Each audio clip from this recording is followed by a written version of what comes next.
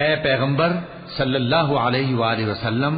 ہم نے تمہارے لیے تمہاری بیویاں جن کو تم نے ان کے مہر دے دیے ہیں حلال کر دی ہیں، اور تمہاری باندیاں جو اللہ نے تم کو کفار سے بطور مال غنیمت دلوائی ہیں، اور تمہارے چچا کی بیٹیاں اور تمہاری پھوپھیوں کی بیٹیاں اور تمہارے ماموں کی بیٹیاں اور تمہاری خالاؤں کی بیٹیاں جو تمہارے ساتھ وطن چھوڑ کر آئی ہیں، سب حلال ہیں۔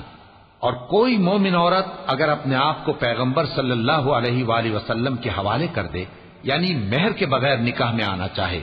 بشرطے کہ پیغمبر صلی اللہ علیہ وآلہ وسلم بھی اس سے نکاح کرنا چاہیں، وہ بھی حلال ہے۔ لیکن یہ اجازت اے نبی صلی اللہ علیہ وآلہ وسلم خاص تم ہی کو ہے، سب مسلمانوں کو نہیں۔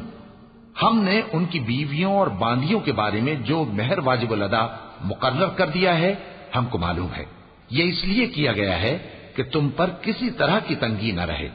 اور اللہ بخشنے والا ہے، مہربان ہے۔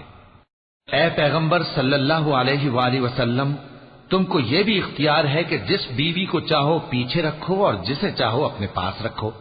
اور جس کو تم نے پیچھے کر دیا ہو اگر اس کو پھر اپنے پاس طلب کر لو تو تم پر کچھ گناہ نہیں۔ یہ اجازت اس لیے ہے کہ ان کی آنکھیں ٹھنڈی رہیں اور وہ رنجیدہ نہ ہوں، اور جو کچھ تم ان کو دو اسے لے کر سب خوش رہیں، اور جو کچھ تمہارے دلوں میں ہے اللہ اسے جانتا ہے، اور اللہ جاننے والا ہے، بردبار ہے۔ اے پیغمبر صلی اللہ علیہ وآلہ وسلم، ان کے سوا اور عورتیں تم کو جائز نہیں، اور نہ یہ کہ ان بیویوں کو چھوڑ کر اور بیویاں کر لو، خواہ ان کا حسن تم کو کیسا ہی اچھا لگے، مگر وہ جو تمہارے ہاتھ کا مال ہے یعنی باندیوں کے بارے میں تم کو اختیار ہے، اور اللہ ہر چیز پر نگاہ رکھتا ہے۔ مومنو، پیغمبر صلی اللہ علیہ وآلہ وسلم کے گھروں میں نہ جایا کرو مگر اس صورت میں کہ تم کو اجازت دی جائے،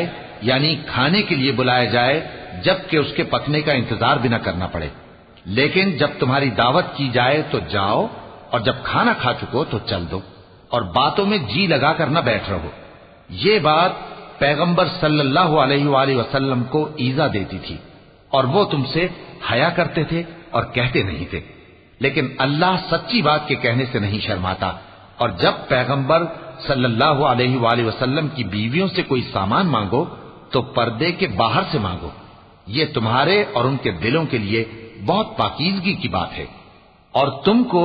یہ شایع نہیں کہ رسول اللہ صلی اللہ علیہ وآلہ وسلم کو تکلیف دو،